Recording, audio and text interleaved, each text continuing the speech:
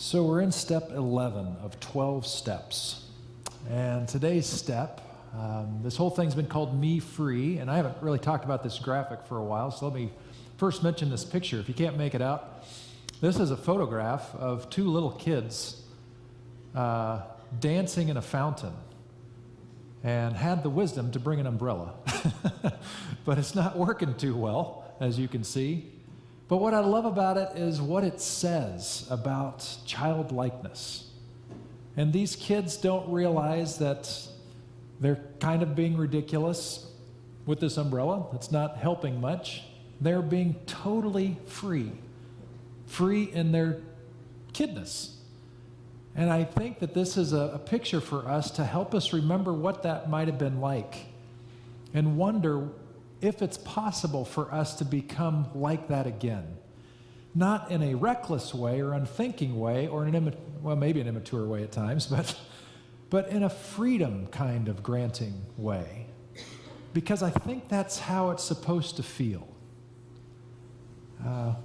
There's an exercise that some of you follow Richard Rohr in his weekly, daily meditations. And this week he had an interesting exercise, which I haven't had time to do yet, but I fully intend to do this. He said, find good music that you can move to. And as an act of prayer, crank it up in your house and dance. And just dance for a while, move around a while until you're kind of tired, and then just kind of slow down and enjoy what that is. As sort of like to the song's point, that your body is part of this thing, and dance and be free and be alive. That's what we're talking about with this whole series, to be free and alive. And this step has to do with a different kind of way of thinking, an alternative mind. Step 11 reads like this: we sought through prayer and meditation to improve our conscious contact with God as we understood God, praying only for knowledge of God's will for us and the power to carry that out. Now, a little phrase here has rubbed more conservative Christians wrong for a long time. They talk about higher power, actually, instead of God often. And that little phrase, as we understood God or understood the higher power, has just really bothered religious-oriented people, because religious-oriented people, it's all about making sure you got the right religion. And this leaves a lot of room. What if people are praying to the wrong God? And then is it even effective anymore? And get really, really uptight about that. I want to tell you something. You who are here, you're already giving some kind of a clue that you're into faith on some level, because you showed up on a Sunday morning and came out, and now you're listening to me. You're putting up with that kind of misery for the next little while. And so you've already shown that you got some skin in the game on this. So you already have some inkling of God. But here's my prayer for you. My prayer is that maybe a month from now, for sure a year from now, absolutely my prayer is for several years from now, that the way you understand God at that point is different than your understanding of God today. Because if you are not understanding God in a deeper, bigger way at some point in the future, you're getting it wrong. You've missed it. So all of us, this is just a statement of honesty, that we understand God in a particular way today. And the point is, how are we embracing our relationship with God in our lives, that it informs us of the will of God and that we find strength to carry out the will of God, which is also brilliant. By the way, all 12 steps, this isn't the spiritual step. All 12 steps of the 12 steps are deeply spiritual. Only the most shallow, unthinking, unreflective person who tries to go through the steps will miss that. But at their depth and beauty, this is heavy-duty stuff. If you're working the steps, like really at its depth, I want to walk with you for a while. I want to let what's going on in you rub off on me, because I know you are walking deeply with God if you're really working the steps the way they're intended. So that's what we're looking at today. And the reason I had the question of the day for you about soils is because we're going to look at that. So the next screen, you can see a little bit where we're going. We're going to look at the parable of soils. Going to ask some questions about those soils, and we're going to talk about having a more vigorous soil. So just out of curiosity, how many of you are into the gardening thing? All right, a bunch of you. How many of you don't want to garden at all?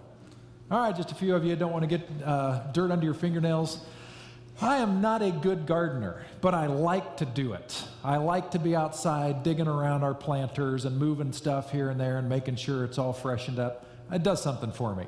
Don't trust me with your plants, okay? But I kind of like it for some strange reason. It makes me feel connected to the earth or something like that. I don't know. I've just always enjoyed it. Lawn care, I've always liked it. So that's just me. But we're going to take a look at a parable that Jesus had. In fact, you're going to need your insert in your bulletin today. So on one side has the title today, Me Free 11, An Alternative Mind. You're going to need that out because that's where the passage is going to be for you. Now you're going to see that Jesus is going to teach parables, or he's going to give a parable about soils. This is a teaching technique that Jesus used, and to the chagrin of many. There are some people that hated back then the fact that he taught in parables or metaphors. There are people to this day who hate that he taught in parables.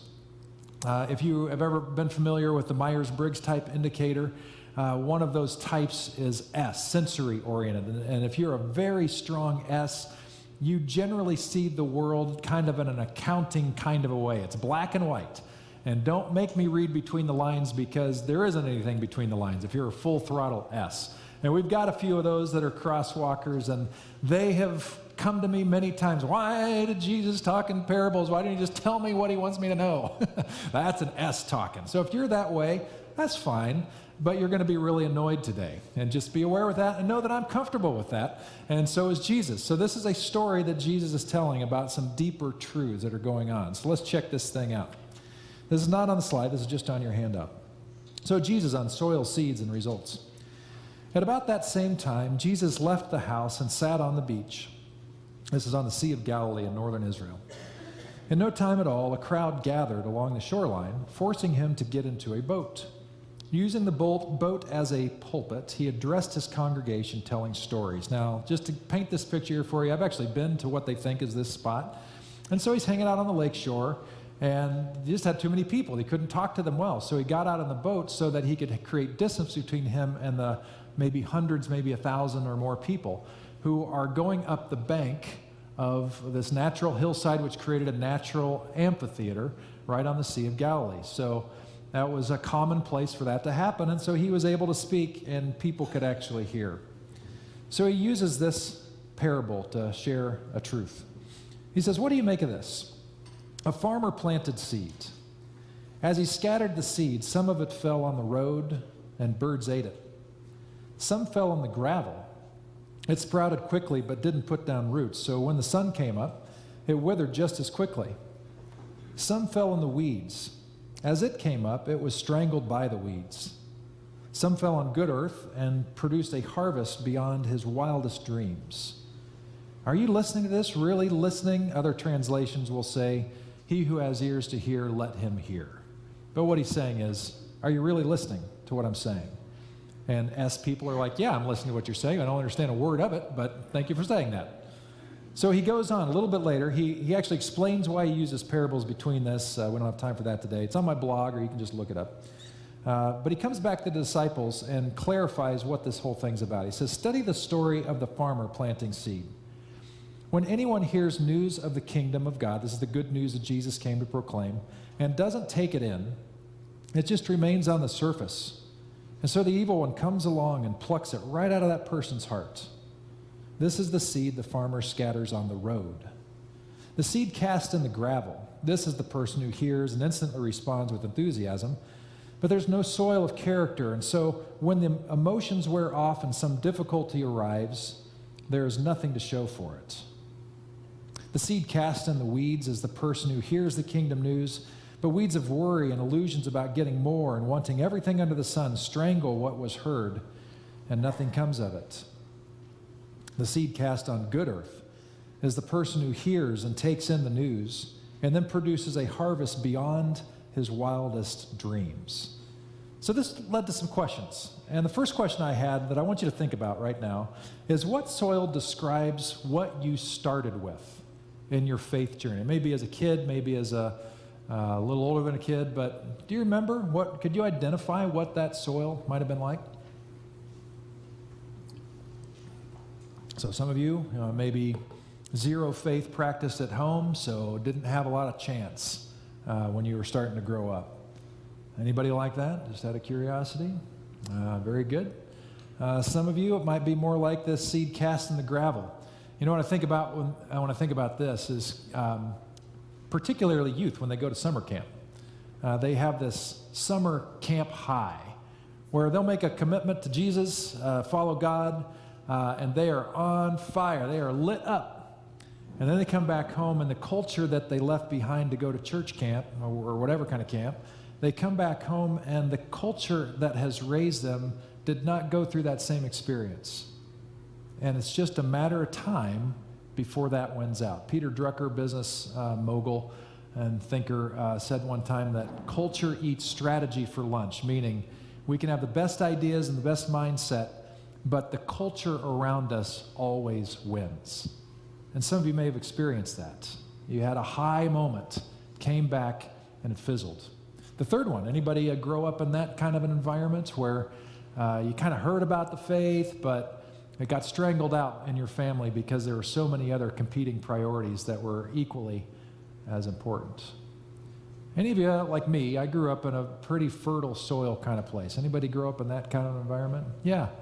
You don't really realize how rich that soil was until you're out of it and you hear stories of other folks who are in that.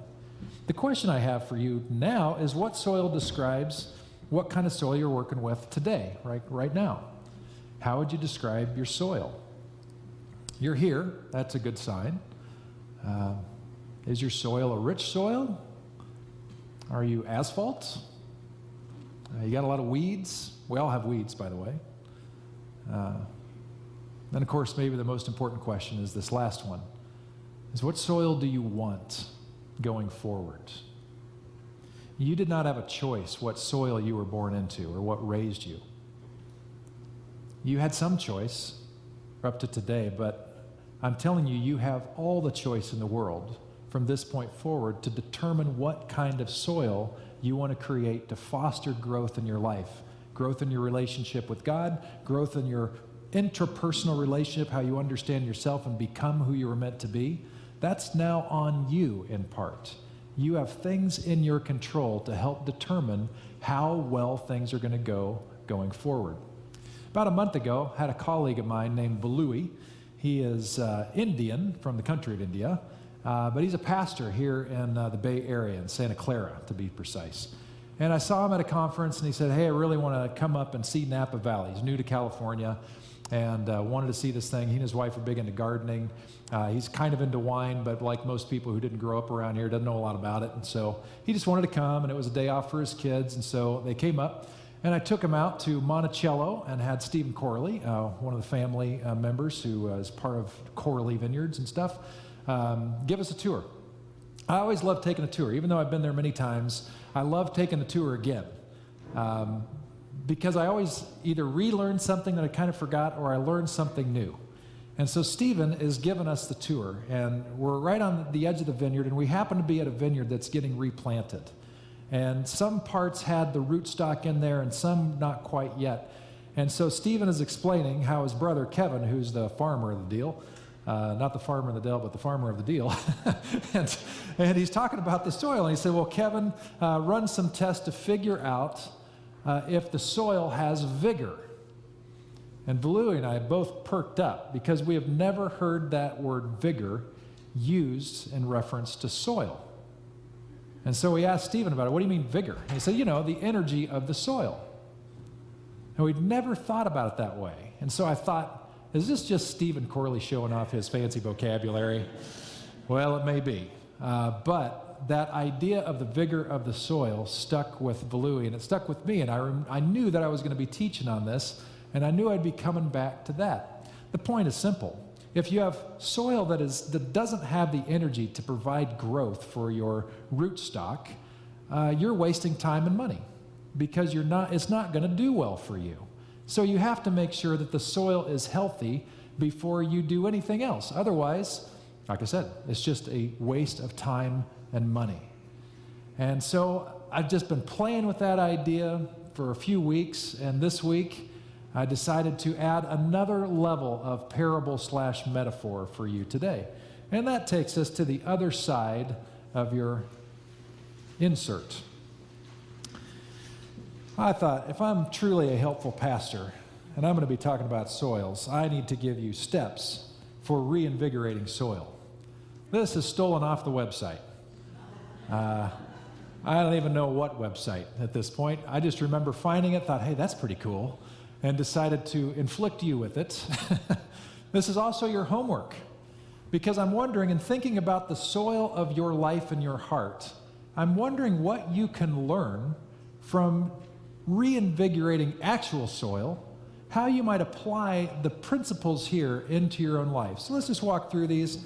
I might say a thing here or two. So number one, pull any dead or dying plants from the previous season. Remove all weeds and garden debris, including fallen leaves and branches. Just let your mind go wild. What could that possibly relate to in our lives? 2, squeeze a handful of the soil into a tight ball to verify the soil is ready to work.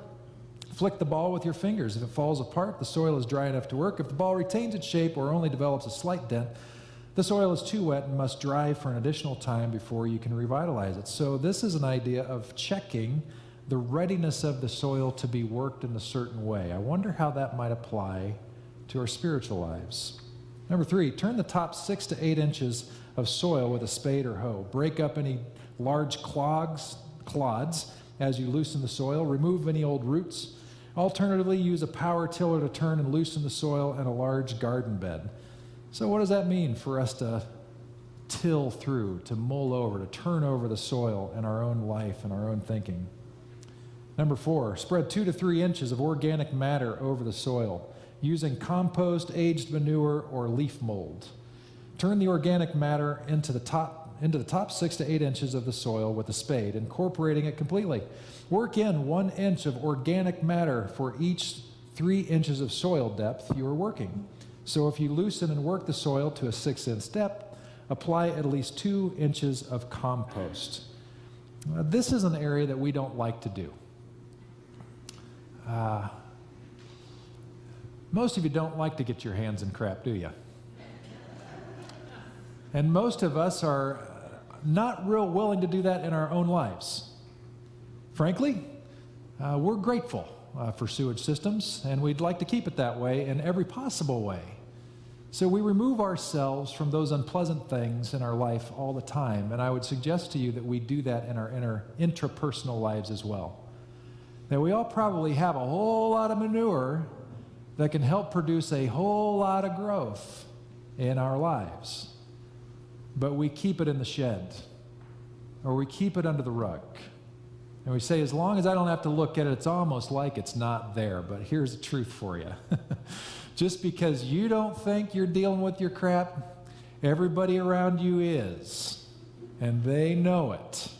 And if they were honest, they would tell you about it. So that's the reality of things. Our human nature, our lizard brains want to keep it out there because we somehow feel protected if we pretend we don't have any of this stuff to work on. And yet it's there. Here comes number 5. This is the fun one. Sprinkle 1.5 pounds of 5-10-10 fertilizer over every 50 square feet of soil. Turn the fertilizer into the top 6 inches of soil so plant roots can easily absorb the nutrients after you replant. Alternatively, apply a suitable fertilizer at the correct rate for the specific plants you grow. I would suggest to you that in our spiritual life, we start at number 5. That's where we begin, and this is how it looks. Pastor Pete gets up on December 30 and says, all right, sheep, you want to have a banner year next year? I've got the niftiest, thriftiest devotional practices for you to incorporate starting in 2 days. Let's finally get you to read that Bible all year through. And so we get an arsenal. We get a fresh new Bible. We get a leather-bound journal that smells good. It just draws us into journaling. And we might even get a couple apps to help us on the way. We've got all the nutritious stuff we want to start with. And we get into it maybe a day or a week or 2 weeks, and then for some reason, it just kind of fades out. Partly because it's a new thing, partly because it's a culture thing, but I think mostly because we haven't done any of the steps 1 through 4. We haven't taken a look at what is dying and dead and needs to be cut away old patterns that aren't helpful. We haven't really looked to see the state of our soil to understand if it's even something to work with, which is itself an exercise. We haven't done much to break up the soil to see what are the jams here that need to be looked at. We certainly don't want to touch the crap because that feels too hurtful. It's too much for us. We just want to jump right into our new devotional. He who has ears to hear, let him hear. So the things you're going to need, you are going to need some tools. You're going to need a spade or a hoe, or, hey, if you want to be really cool, get a power tiller.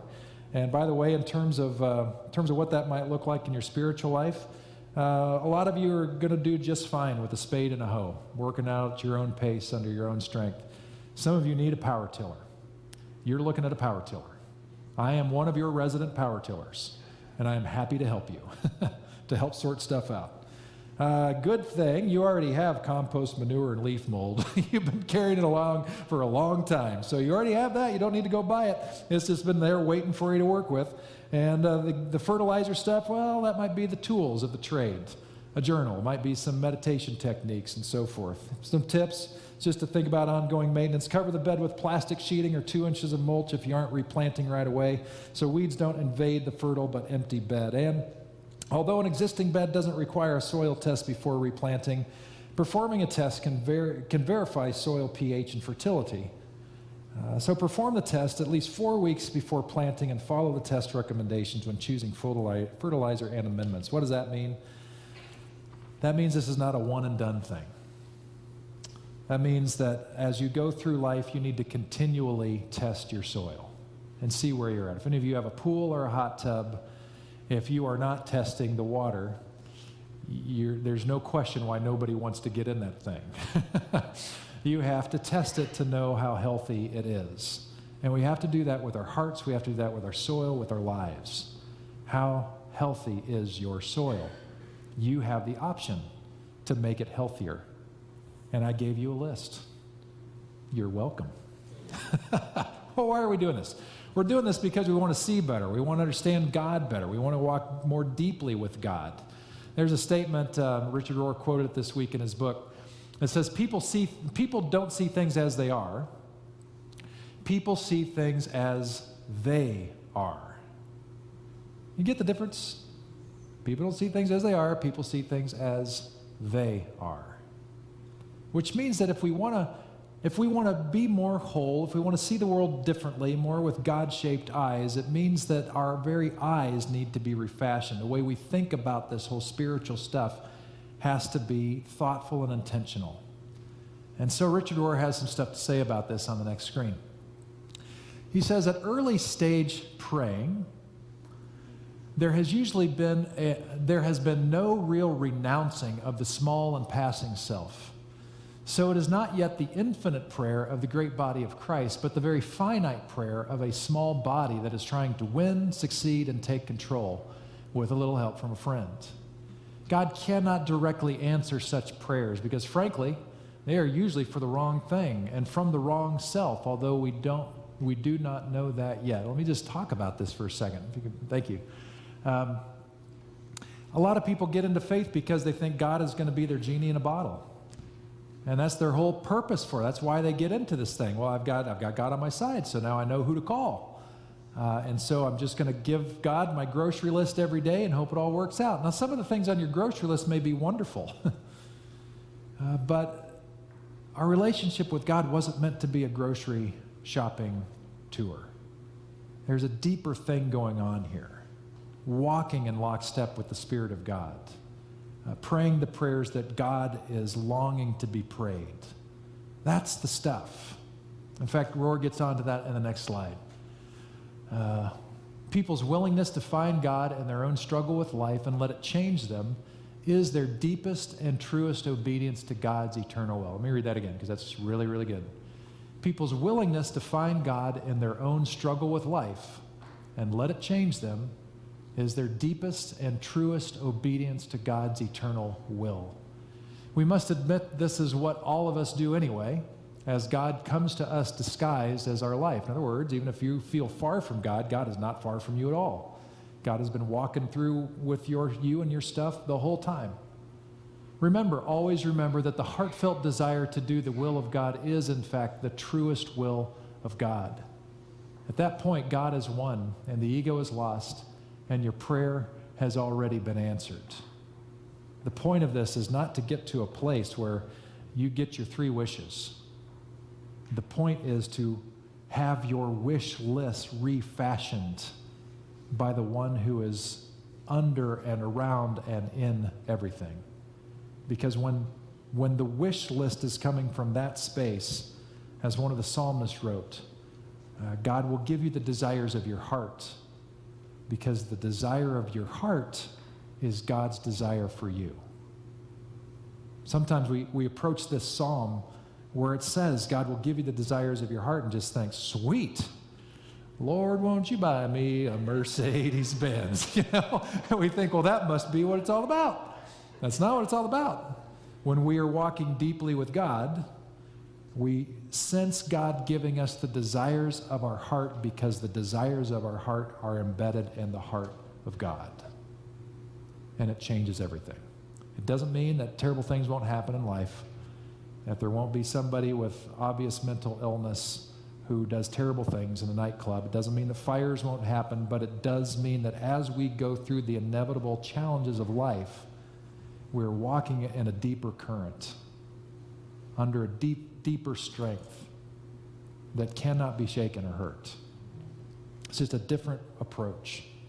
Well, this stuff of understanding prayer, and how do we do that, it actually is very deeply tied to your type of personality. The Enneagram stuff we've been looking at right alongside this is very informative on this stuff. The way you're wired, the way your heart is, if you've taken the test, you know your number, makes a difference in how you approach your prayer life, your contemplative life, and I want to look at that. So on the next slide, we've got a couple quotes from Christopher Heuritz, who wrote the book, The Sacred Enneagram, we've been referencing. A contemplative, this is a meditative approach to the Enneagram, invites us to resist the reductionism of inner fragmentation, to realize we aren't as bad as our worst moments or as good as our greatest successes, but that we are far better than we can imagine and carry the potential to be far worse than we fear. Man, this is so important. I was tongue-in-cheek bragging on myself, a few weeks ago to try to show how stupid it is to get too confident in your maturity and all this thing. And I think I'm growing. I think I'm maturing in my life. I hope I am.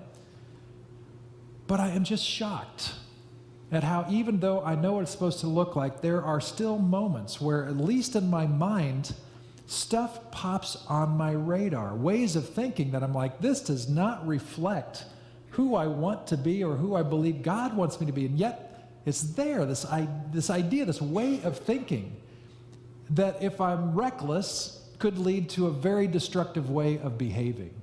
I think that's what Heuritz is getting to. He's wanting to tell us, don't get so cocky about how mature you think you are, because as healthy as you think you may be, we are one step away from listening to the wrong idea, letting that take us in a direction that causes such severe damage to ourselves, to the people around us.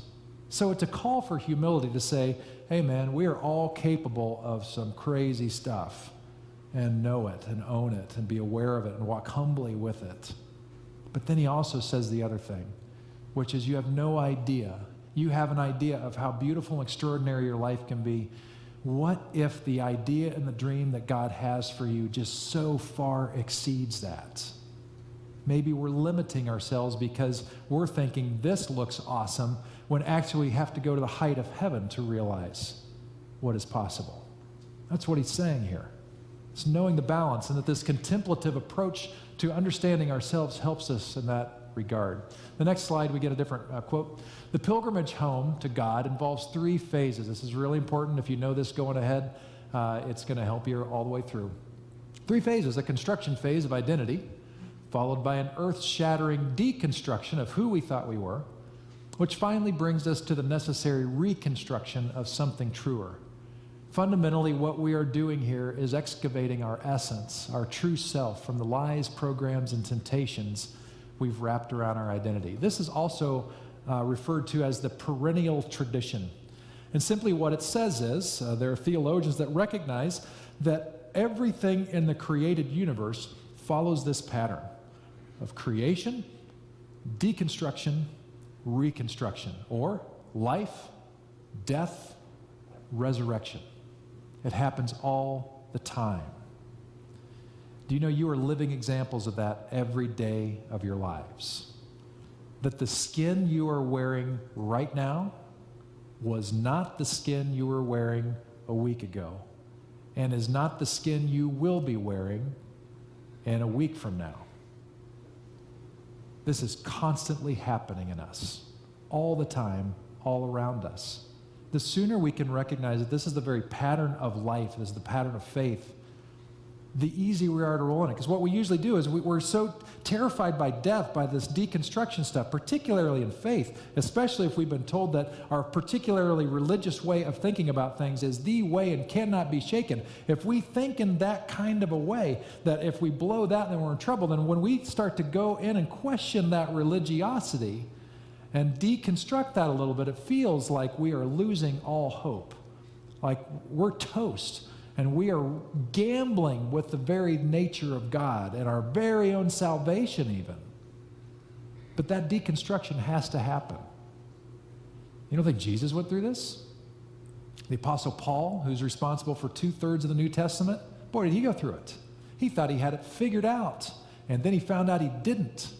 And for a period of time, he had to go in seclusion for this deconstruction to happen, to realize the way he was thinking in a very religious way was flat wrong. And it was incongruent. Is discongruent a word? Incongruent with the very heartbeat and will of God. And it was only with time, surrounding himself with these other Jesus followers, who prior to this, he was trying to kill, that they came around him and said, let us help you put this thing back together so that you can see faith more clearly. That's the process of growth and maturity in your faith. If you are not growing in your faith, it probably means that you have not entered into the deconstruction phase much at all. Once we realize that this doesn't end, but it's meant to go on as a process of discovery again and deeper and higher, that changes our orientation to it and we are more welcome to it. It also means that when we go through hell, when people are going through hell around us or we are personally, we can look at it with a different lens. We can look at the pain and the struggle and the heartache in our life and remind ourselves that this is the life that we are living in.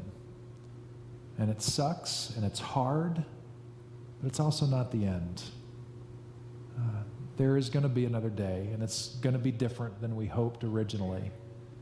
But because God is very big and very, very good and is with us and for us, God's not going to let us down, even as we venture into that new day. It's going to be different. It's not going to be what we thought or we hoped, and sometimes those things that we go through are horribly wrong and not the will of God at all. And God understands that. And God walks with us to reconstruct.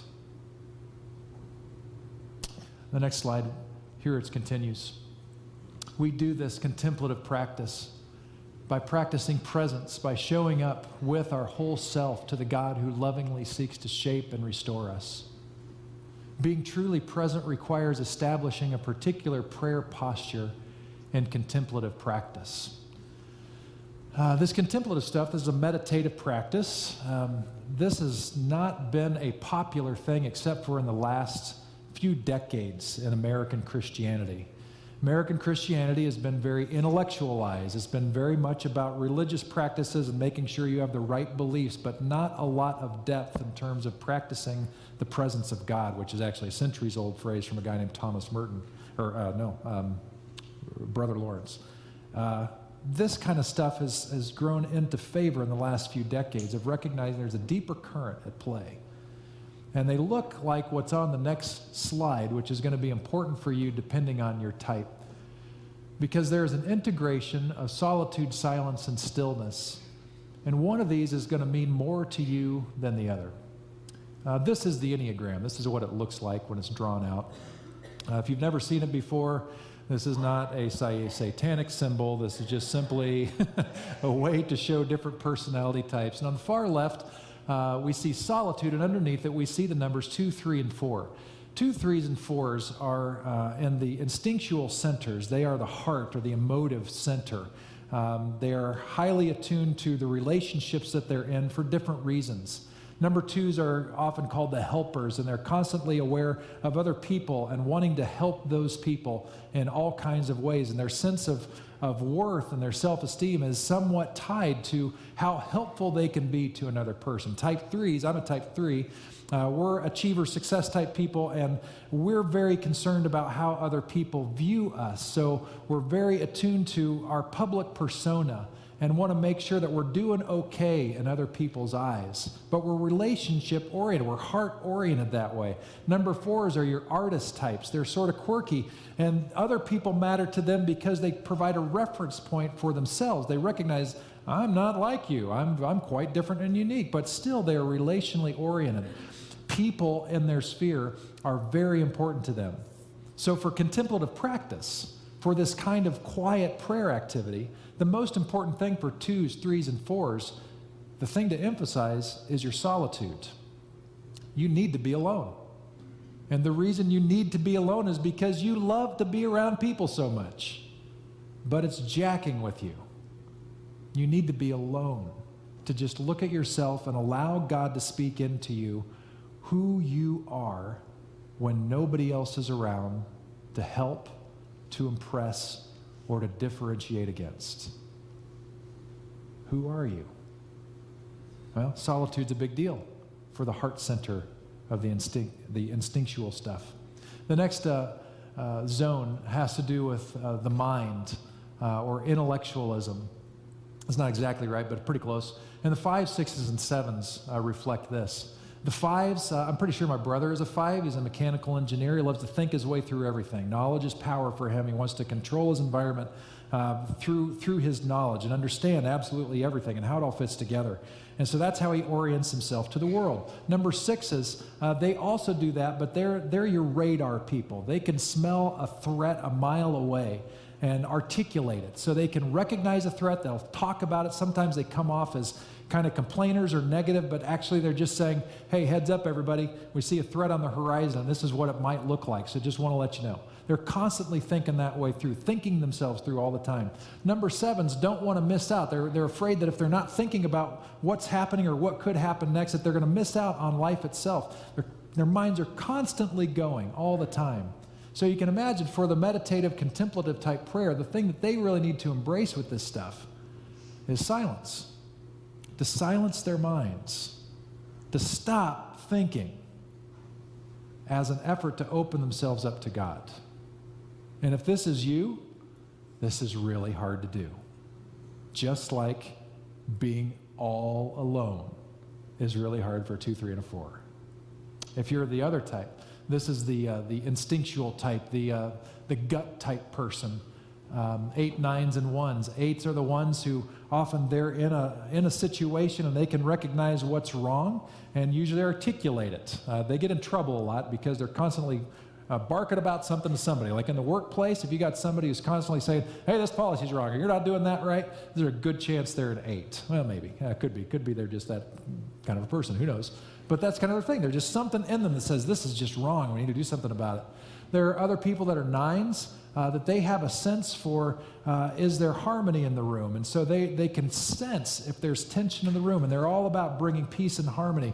1s are your crusaders. They're the ones who understand what the perfect model is supposed to look like, and they're headlong after that all the time. These people who are constantly thinking in those lines, constantly working toward those things, well, they need to be still. You need to not do any of that for a while. You're not thinking about the next crusade. You're not thinking about creating peace. You're not thinking about correcting this wrong over there. You just need to be still. All of these things have something in common, by the way, which are counterintuitive and countercultural. They all require you to be slow and alone and quiet. You know, Jesus made this statement one time, really annoying statement. Truly, he said, my yoke is easy and my burden is light. My yoke is easy. You know what a yoke is, right? That's the thing you put, if you're an ox, that's the thing you put around your shoulders so you can carry the wagon or whatever. And so he's saying, in a reference to law and his way of thinking and being, in contrast to the legalistic way that the conservative Jewish camp was at that point in their leadership, he's saying, you take my way, it's so much easier. And in truth, it is. But generally, the way we do it is we take on the way of Jesus along with the way of the world around us that we've been taught. And we're trying to carry twice the load. And we wonder why we're exhausted and it's not working. But the way of Jesus is, there's another way. There is a bigger truth.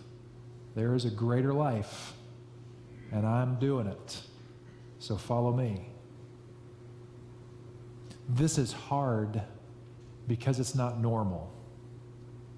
My guess is if you're a normal person, you are bombarded almost all the time with noise, with distraction, with people. These puppies don't help because you have access to everything and everything has access to you all the time. Let me just tell you, if you are not learning to practice this different mode of prayer, even good forms of prayer like devotional stuff, Bible reading, that's great. But if you are not quiet at times in your life in a regular way, you're only going to get so far. Because the Spirit of God will not be able to crack the soil. It will not be able to help you look through the hardest, ugliest, smelliest parts of your life that are a part of you. You have to learn to cultivate this if you want to live, if you want to have soil that produces what you want. And the world around you is not going to tell you to do it because the world around you does not know this. This is a different way. But you're in control of that. And you can choose to do this if you want. There are 3, just very briefly, modes of praying that are helpful. You go back one, CJ. The centering prayer, the examine, and the welcoming prayer. I did the welcoming prayer, a form of that, in our meditation today. That's simply welcoming those things, those feelings that we might not even want in our lives, that we tend to reject, and instead welcoming them in and inviting the Spirit of God to teach us something in them, help us work with them instead of denying them.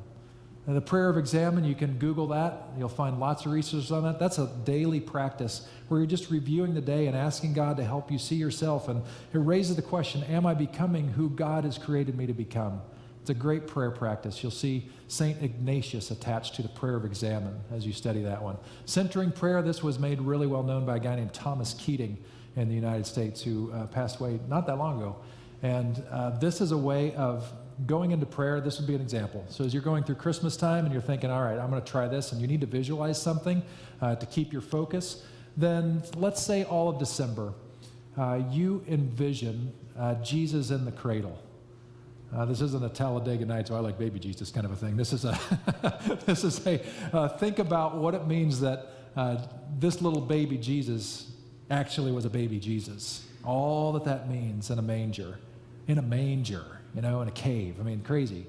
And every time you're in quiet, you're just focusing on that and the richness that means and what that symbolizes in so many ways. And when your mind starts to go off this way, you just keep coming back to that. And you sit with that image for a period of time. It helps you focus your mind. That's centering prayer. You're focused on a particular image. The point is, do something. Do something. Because if you don't, you are hamstringing yourself, if that's a word. And that's tough to walk when that's the way. The final thing, just as a note of encouragement, this is a quote that Rohr gave us this week, I think, on the next slide. It says, watch your thoughts. They become words. Watch your words. They become actions. Watch your actions. They become habits. Watch your habits. They become character. Watch your character. It becomes your destiny. And I would add to that, watch your character. It becomes your legacy and your destiny. It is how you will be remembered, and it is who you are becoming. Your work in step 11 of simply approaching God, praying to God to understand the will of God and the power to live out the will of God, that is your calling, your invitation. Let's pray together. So take another couple of deep breaths.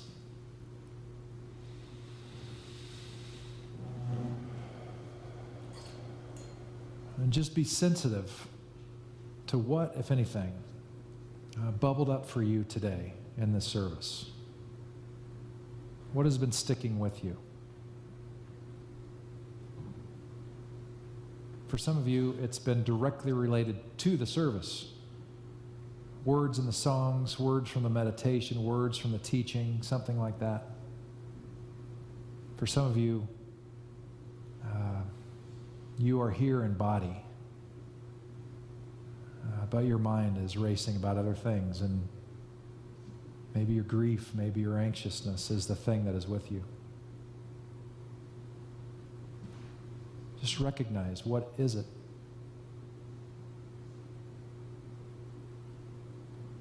And why do you think, if God is in our midst, why do you think God might be a part of bringing that to your attention? Of helping you see that, be with that, embrace it?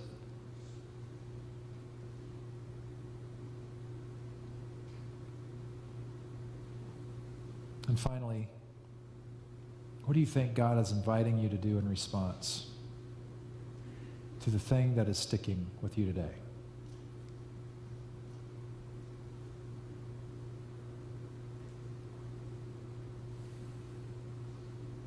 God, we can only hear such words if we are still.